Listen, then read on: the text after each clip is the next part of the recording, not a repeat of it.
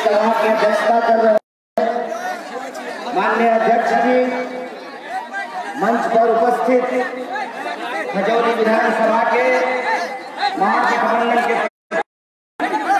माननीय सीताराम यादव जी, कांग्रेस पार्टी के नेतागण आदरणीय ठाकुर जी, सीपीआई के नेतागण, सीपीआईएम के नेतागण, सीपीआईएम के नेतागण, आप तमाम लोगों को मैं विशेष रूप से धन्यवाद देना चाहता हूं कि आपने मुझे मिथिला की इस पावन धरती पर, मिथिला की इस महान भूमि पर आने का अवसर दिया है। इसके लिए मैं आपका धन्यवाद करता हूं।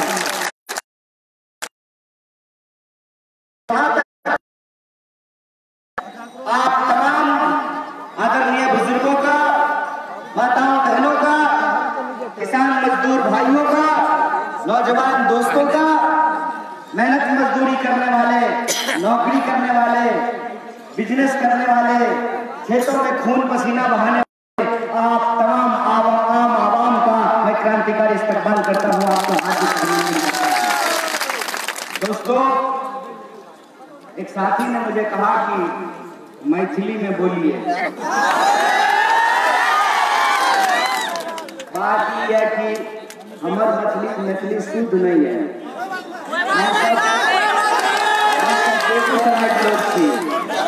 हमार मैथिली ठेठ मैथिली है, शुद्ध मैथिली बाजै छियै। दूसरी बात, एक नौजवान दोस्त जो है वो नारा लगाते हुए कह रहे थे, साथी कन्हैया मत घबराना। देखिए, एक बात का हम आपको गारंटी देते हैं, धरती पर कोई पैदा ही नहीं हुआ है जिससे हम घबराते। और घबराता कौन है? घबराता वो है जो फूल के सेज पे पड़ा हो। हम लोग के कांटों का साथ नहीं करते। अरे कोई ऐसी विरासत थोड़ी है हमारे पास। बचपन से ही मेहनत मजदूरी किए हैं। जब स्कूल में पढ़ते थे तभी दिहाड़ी मजदूरी करके अपना पढ़ाई करते थे। आज भी जो है हर परिवार के लोग मेहनत मजदूरी ही करते हैं। भाई सब सेना का नौकरी करता है, बंदूक लेकर के देश की रक्षा करता है। एक बात का गारंटी देते हैं आप लोगों को, इस देश में पैदा हुए हैं, इस देश की मिट्टी के लिए एक एक कतरा बहा देंगे, कोई माई का लाल नहीं है। कोई ऐसी जेल नहीं है, कोई ऐसी पुलिस नहीं है, ताकत नहीं है कि हमारी आवाज को दबा देंगे।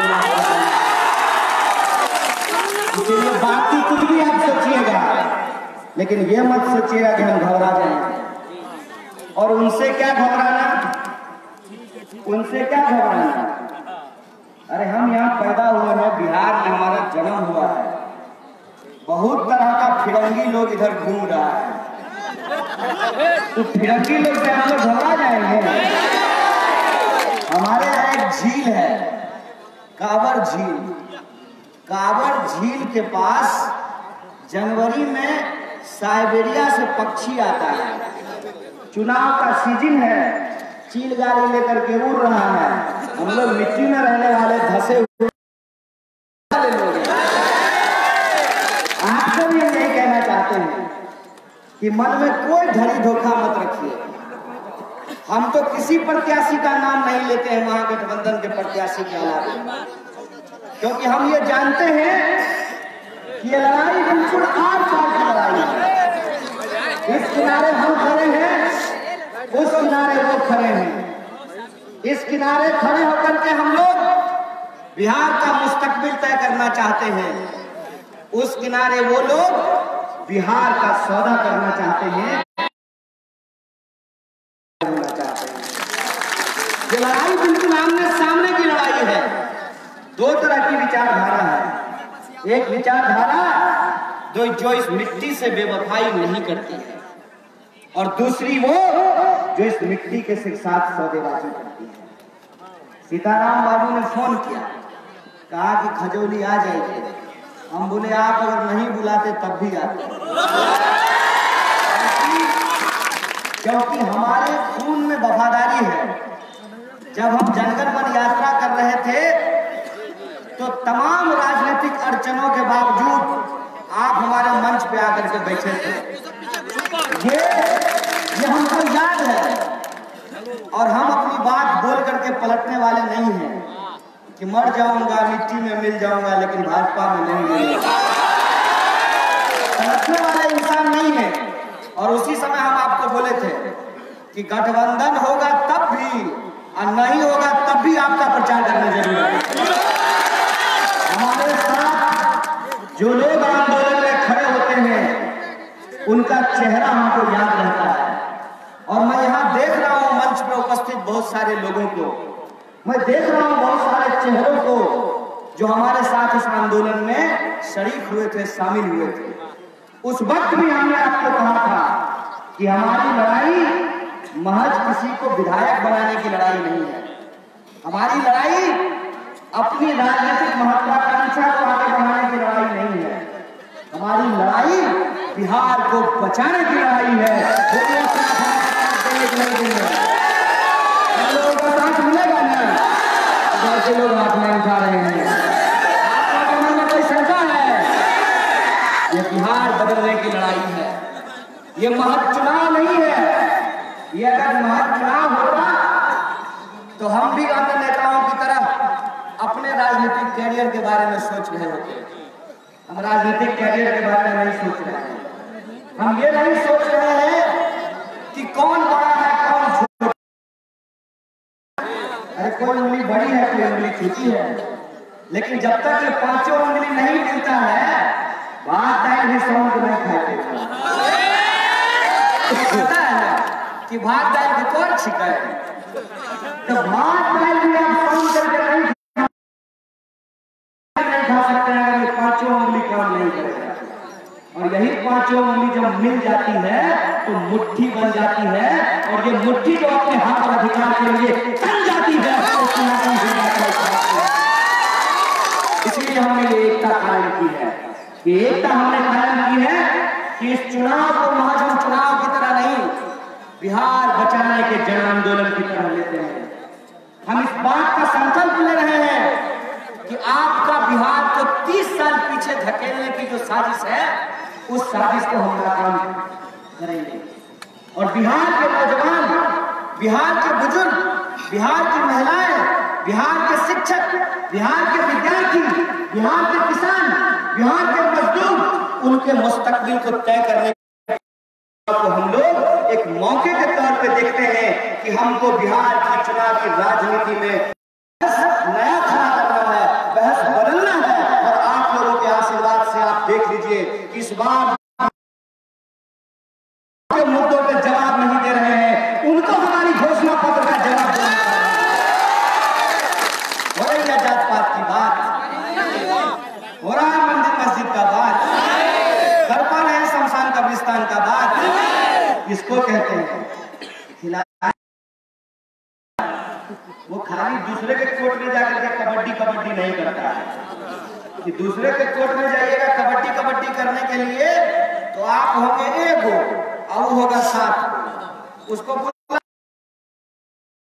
बेटा कबड्डी कबड्डी करना, तुम होंगे एगो और हम होंगे 7।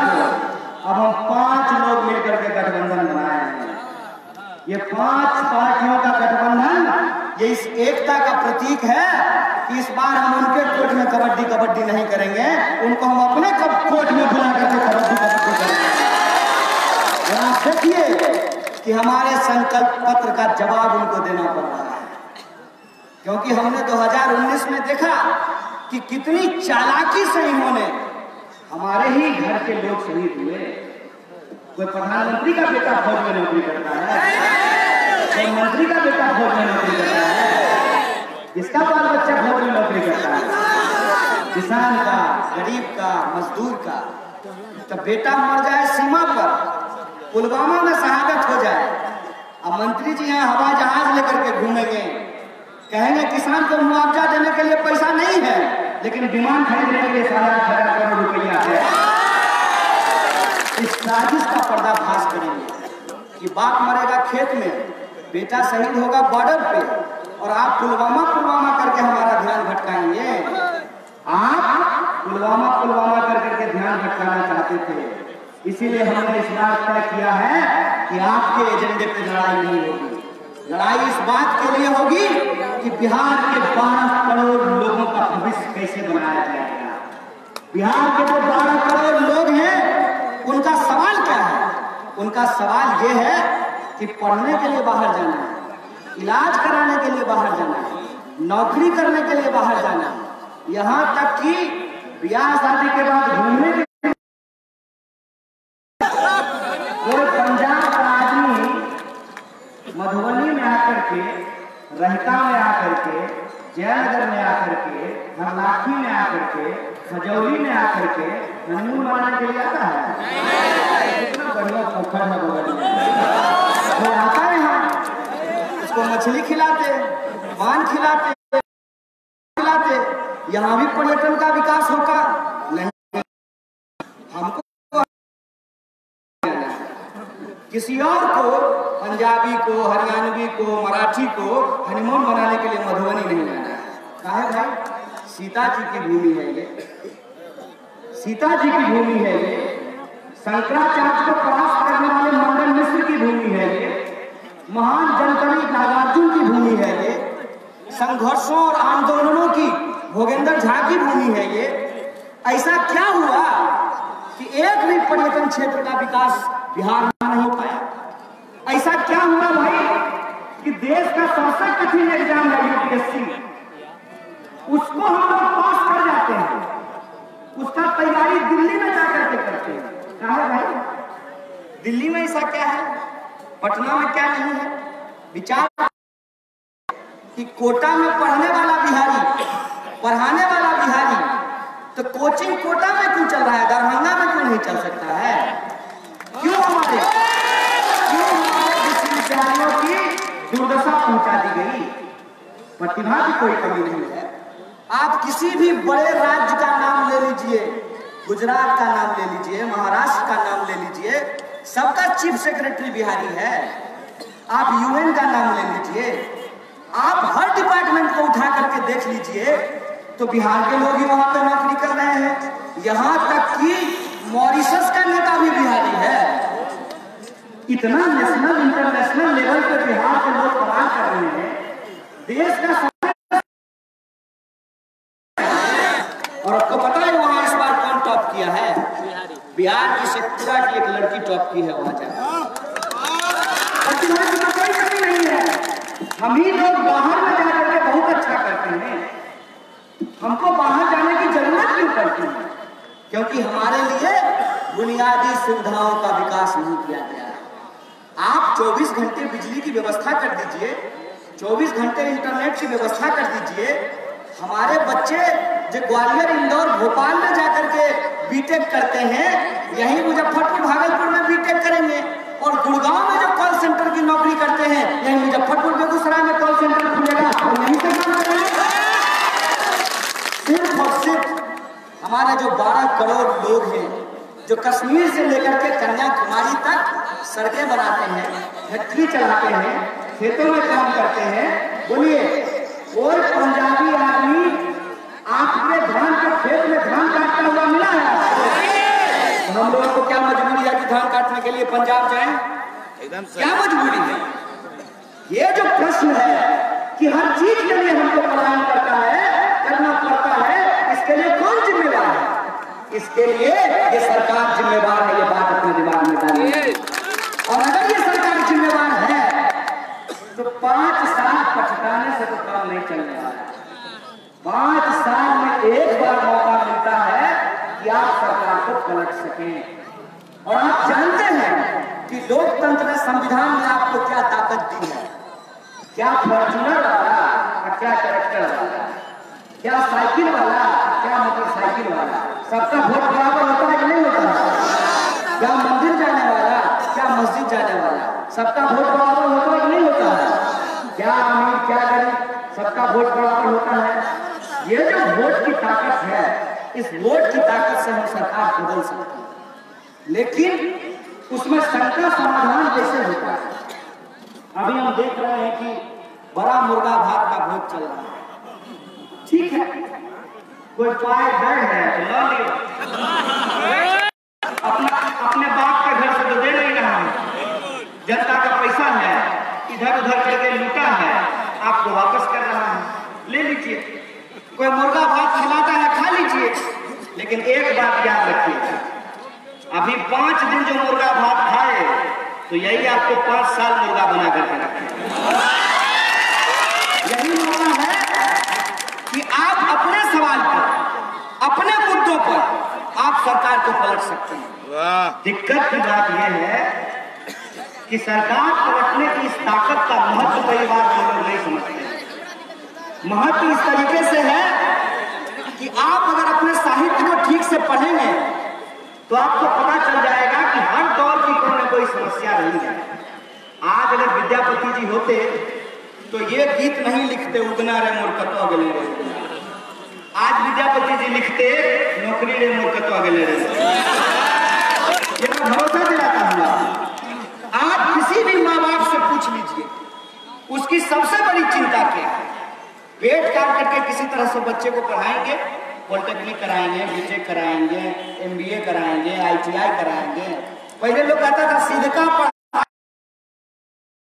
बीए करने वाले को कहता था कि ब्याह तलाश करना, टेक्निकल पढ़ाई कीजिए। खूब लोग टेक्निकल पढ़ाई कर लिया, जॉब कहाँ है, वैकेंसी कहाँ है। एक एक करके हमारी जो सरकारी संपत्तियां थी उसको रोज नीलाम किया जाता है। जब तक टीवी में हिंदू मुसलमान चलता है, देश उसमें उलझा रहता है, तब तक 4-5 को एयरपोर्ट बेच देते हैं। और जब तक हम इससे निकले, जात पात से बाहर निकले, हिंदू मुसलमान से बाहर निकले, तब तक पता चलेगा कि कुछ बचा ही नहीं है, सब कुछ बेच दिया गया। अंग्रेज बड़ी चालाकी से हिंदुस्तानियों को आपस में लड़ा करके, भारतीयों को आपस में लड़ा करके, डिवाइड एंड रूल करके हमारे ऊपर शासन करते थे। ये उन्हीं से सीख लिए हैं। डेक्सी मारने में कलाकार नहीं है, परीक्षा में तो डेक्सी मार देता है। ये लोग उन्हीं अंग्रेजों से सीख लिए हैं। जनता को उनके असली सवालों पर टिकने ही नहीं। जब हम लोग कह रहे थे कि 10 लाख रोजगार देंगे, तो बोले पैसा कहां से आएगा। और उसके बाद देखे कि नहीं जनता ही बात को ले रही है, तो बोले वो 10 लाख नहीं, 19 लाख देंगे। चुप। मैं यही बताऊं ना कि तुम वादा किए थे 2 करोड़ का, क्या हुआ 2 करोड़ की नौकरी का, मिला 2 करोड़ रोजगार।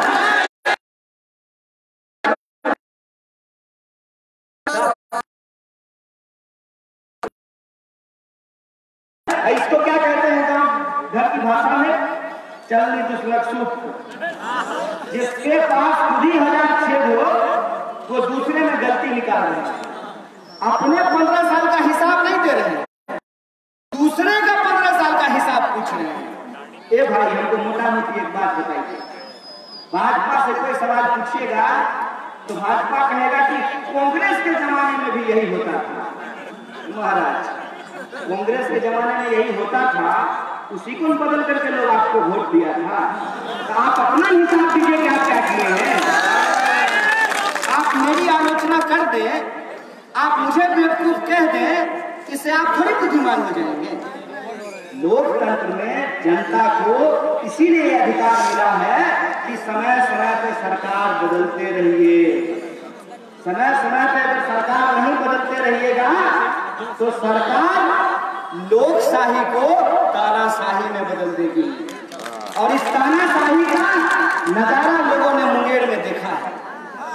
इस तानाशाही का नजारा जब पटना की सड़कों पर नौजवानों के ऊपर लाठियां चटकाई जाती है, तब नौजवानों ने देखा है। इस तानाशाही का नजारा जो हमारे नियोजित शिक्षक हैं, उनके ऊपर जब डंडे तोड़ दिए गए उनके पीठ पर, उसका नजारा इस देश के, इस राज्य के शिक्षकों ने देखा है। इसीलिए कहते हैं कि वक्त वक्त पर बदलाव होते रहना चाहिए। अगर ऐसा नहीं होता तो 5 साल में चुनाव कराने की जरूरत नहीं है। विकास पुरुष जब आए थे तो जिंदगी भर के लिए उनको ही विकास पुरुष घोषित कर दिया जाता। ये 5 साल में सरकार क्यों बदली जाती है? 5 साल में सरकार इसलिए बदली जाती है कि 5 साल के सरकार का लेखा जोखा किया जा सके। आई लोग बड़ा होशियारी कर रहे हैं कि अपना 5 साल का हिसाब नहीं देंगे, दूसरे का 15 साल का हिसाब नहीं। इस चालाकी को इस और इस समझदारी के साथ देखिए, तवा पर रोटी बनाइएगा ना, नहीं तो जल जाए। सरकार बन गई है, सरकार को अगर समय समय पर नहीं पलटते रहिएगा तो हमारा भविष्य भी जड़ जाएगा। अगर आप अपने भविष्य को उज्जवल रखना चाहते हैं तो सरकार को आपको पलटना पड़ेगा। बोलिए चलते हैं नहीं चलते हैं? अगर सरकार पलटने के लिए मन बना लिए हैं तो एक और जरूरी बात आपसे कहना चाहता हूं। देखिए, बूंद बूंद से घड़ा भरता है और बूंद बूंद से घड़ा खाली भी होता है।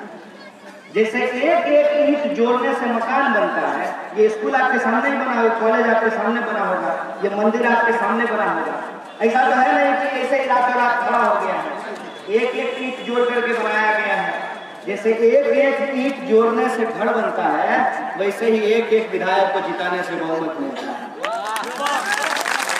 अगर एक एक विधायक को हम नहीं जिताएंगे तो बहुमत नहीं मिलेगा, और बहुमत नहीं मिलेगा तो फिर सारी मेहनत जो है वो बेकार हो जाएगी। परीक्षा पास करने के लिए 35 नंबर का जरूरत है। 35 नंबर भी लाएंगे ना तब भी फेल हो जाएंगे। 34.5 नंबर लाएंगे तब भी फेल हो जाएंगे। अगर पास करना है तो पूरा। ये बात मैं आपको इसलिए बोल रहा हूं कि तरह तरह का चिन्ह लेकर के लोग घूम रहे हैं। लड़ाई जब आमने सामने की है तो तरह तरह के चिन्ह के फेड़ा में पड़ने का जरूरत नहीं है। सरकार बदलना है ना, मन बना लिए है ना, तो जो मुर्गा भात खिलाता है खा लीजिए। ईवीएम के सामने जाइएगा तो सरकार बनाने के लिए वोट कीजिएगा। महागठबंधन के एक प्रत्याशी को अपना वोट कीजिए, सरकार बदलिए। और ये सरकार बदलना इसलिए जरूरी है कि पूरी दुनिया बिहार को देख रही है। पूरी दुनिया की मीडिया की नजर बिहार पे है, क्योंकि आप जानते हैं कि भारत दुनिया का सबसे बड़ा लोकतंत्र है, सबसे बड़ा जमहूरियत है इस मुल्क का। और पूरी दुनिया की मीडिया देख रही है कि कोरोना के बाद, कोरोना खत्म नहीं हुआ है, कोरोना का भी वैक्सीन भी नहीं आया है, और मैडम फ्री में बांट भी नहीं रही है, बच्चा हुआ नहीं, नाम भी रख दिए, झुनझुना भी देना आज में। कोरोना चल रहा है। लॉकडाउन के बाद ये पहला चुनाव है, और आप जानते हैं कि लॉकडाउन के दौरान सबसे दर्दनाक तस्वीर अगर किसी प्रदेश के लोगों की देखने को मिली तो वो हमारा बिहार है। हमने देखा कि हमारे परिवार के लोग हजारों किलोमीटर पैदल चल करके आए। आप ही के बगल की लड़की है ना, 1000 किलोमीटर साइकिल चला करके अपने पिताजी को लेकर के आई, दरभंगा की ज्योति। आपने देखा कि स्टेशन पे मां की लाश पड़ी हुई है और बच्चा उसका चादर खींच रहा था। सरकार से पूछा गया कि कितने लोग मारे गए लॉकडाउन के दौरान। बेशर्म सरकार ने कहा कि नहीं बताएंगे। पीएम केयर फंड में कितना पैसा आया नहीं बताएंगे। लॉकडाउन में कितने लोग मारे गए नहीं बताएंगे। इस देश में आरोग्य सेतु ऐप कौन बनाया नहीं बताएंगे। नहीं बताइएगा ना, ठीक है। प्रधानमंत्री आए और बिहार में एनडीए का फुल फॉर्म बता रहे थे। कह रहे थे जेडीयू, बीजेपी, हम, वीआईपी, सब एनडीए है। वो एनडीए का मतलब कुछ और बता रहे थे, हम लोग भी एनडीए का मतलब कुछ और समझ लिए।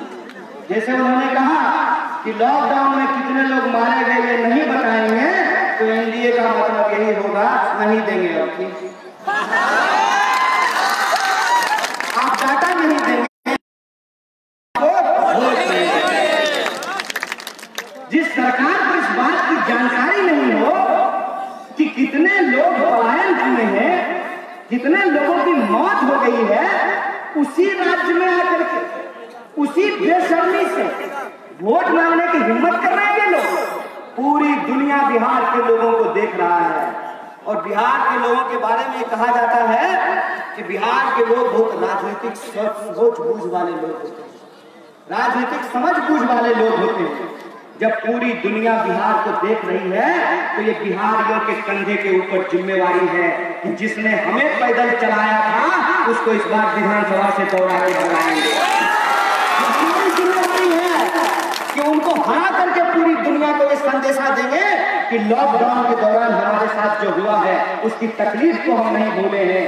हमारे नौजवानों के ऊपर नौकरी के लिए हाथ में प्रमाण पत्र लेकर ट्रेनों में लटक करके परीक्षा केंद्रों पर जो उनको दौड़ाया जाता है वो तकलीफ हम नहीं भूलेंगे। हमारे किसान जो खेतों में मेहनत करते हैं और मंडी जाते हैं उनके अनाज का दाम नहीं मिलता है, ये हम नहीं भूलेंगे।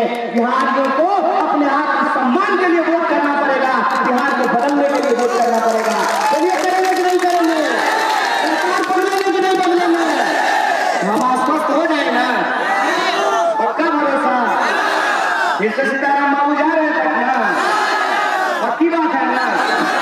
तो एक आखिरी बात बोल करके मैं अपनी बात खत्म करता हूँ। नौजवान सब फोटो खिंचाता है, बहुत बढ़िया। नौजवान सब जोश रखना 10 तारीख तक बचा है। नौजवान सब सेल्फी खिंचाता है, बहुत बढ़िया बात। फेसबुक लाइव करता है, बहुत बढ़िया बात। मोटरसाइकिल जुलूस में चलाते चलाते खड़ा हो जाता है, ये सब जोश खूब अच्छा है। लेकिन बस एक बात को याद रखिएगा कि आपकी लड़ाई ऐसी शक्ति से है जो चुनाव जीतने के लिए साम दाम दंड भेद सब चीज का इस्तेमाल करेगा। अगर आपको इससे मुकाबला करना है तो आप अगर सिर्फ मतदाता बन करके रहेंगे तो काम नहीं चलने वाला है। बिहार के बदलाव के इस जन आंदोलन में, इस चुनाव में आप सिर्फ मतदाता नहीं हैं, आप इस बदलाव के सिपाही हैं, आप कार्यकर्ता हैं। बोले कार्यकर्ता बनेंगे नहीं बनेंगे?